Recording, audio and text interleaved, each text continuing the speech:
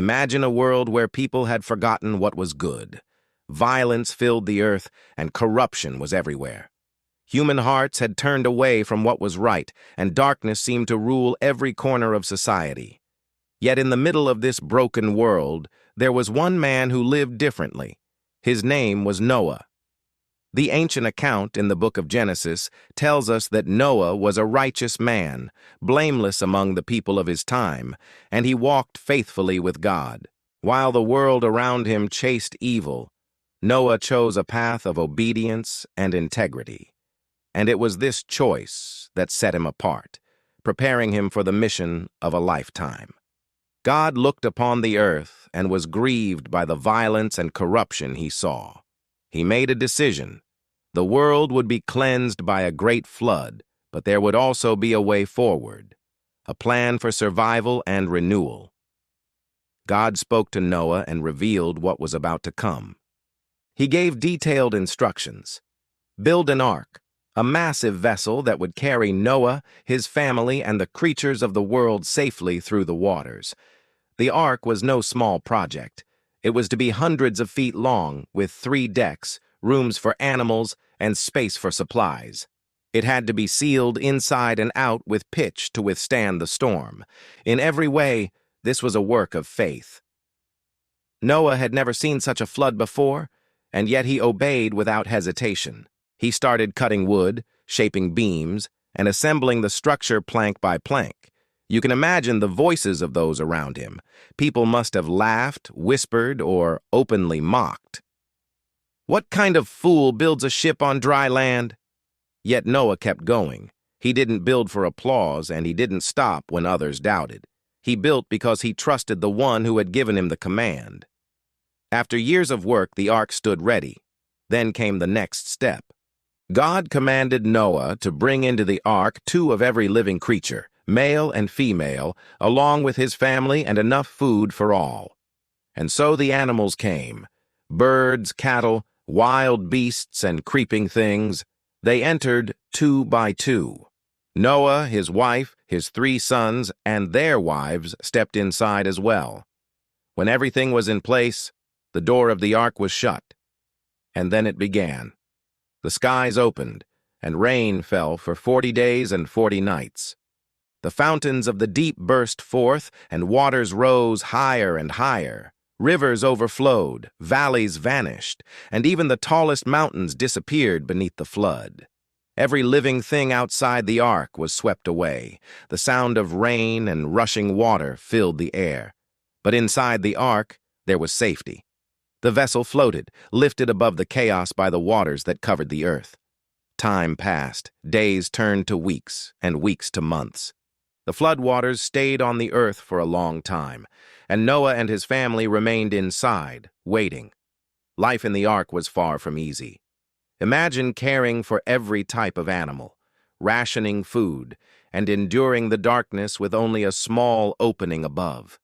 Still, they endured, clinging to faith that the storm would not last forever.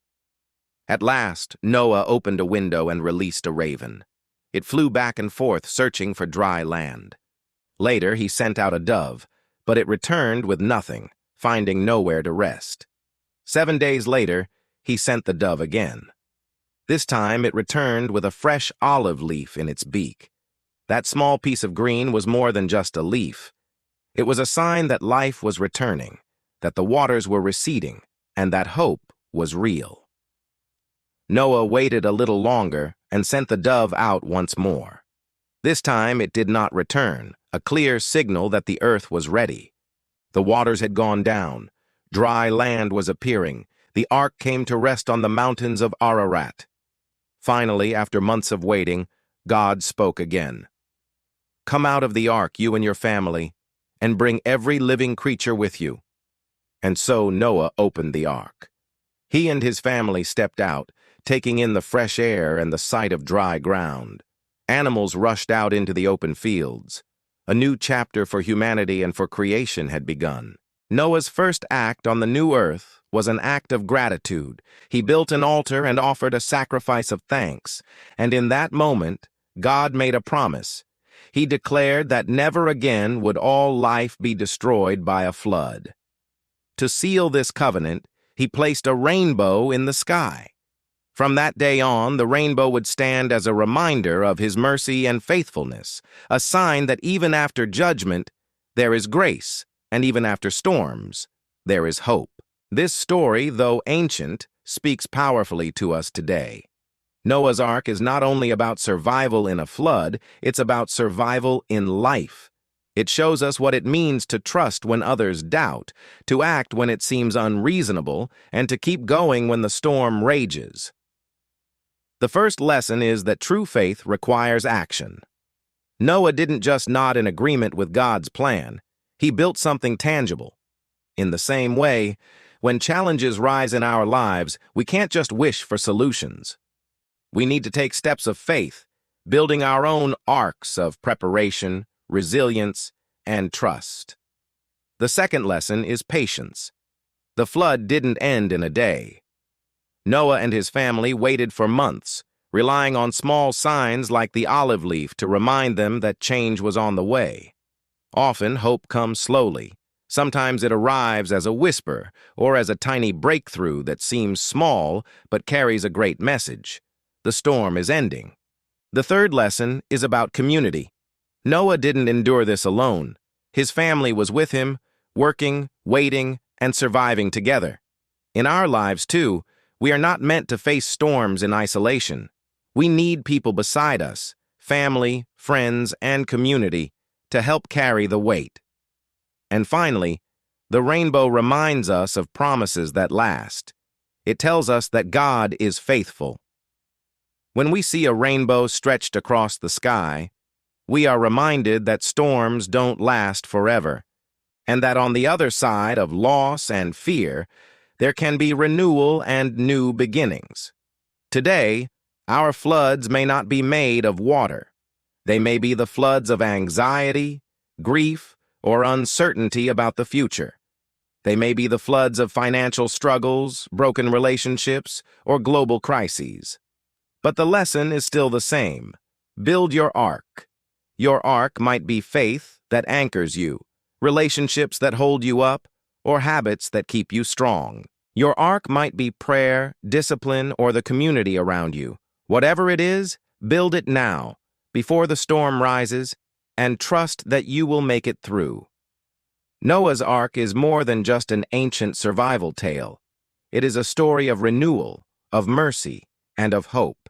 It reminds us that even when the world feels overwhelming, there is always a way forward. The floods do not have the final word. There is always a rainbow on the other side of the storm. So here's the question for you. What is your ark? What are you building today that will carry you and those you love through the storms of life?